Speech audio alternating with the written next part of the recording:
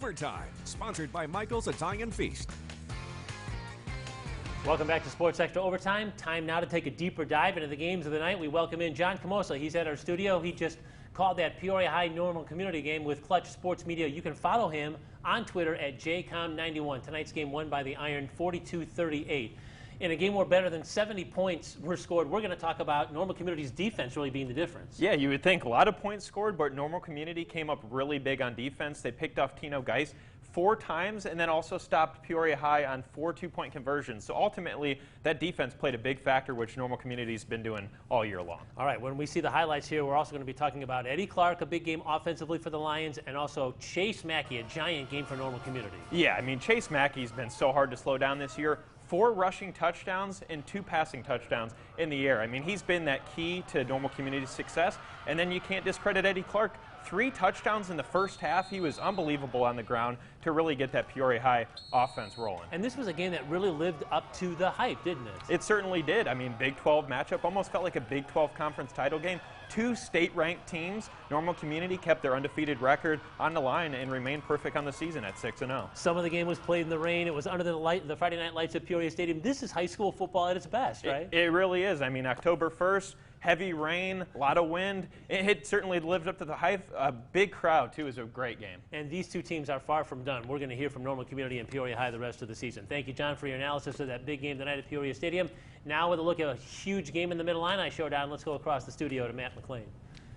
Yeah, thank you, Kurt. Joining us now is Steve Cease. Welcome to our studio for the first time. It's nice to be here. Yeah, Steve is from the city's 92.9 radio station. You can follow him on Twitter at Prof Cease for score updates. He has a lot of updates tonight. Oh, wow. From Morton in a game versus Metamora. Morton knocks off previously unbeaten Metamora 40-30, thanks in large part to, of course, Seth Glatz and the guys up front from Morton in the running game. Who else would it have been, right? I mean, Glatz coming in here with 33 carries on the night, so certainly a feature of this offense. And then, 268 on the ground, 4 touchdowns. And look, quarterback Lane Kaufman had a good game on the ground too. 8 carries for him, 115 yards and a touchdown for himself too. Yeah, I mean, absolutely. And we'll get into the highlights here, and you'll see.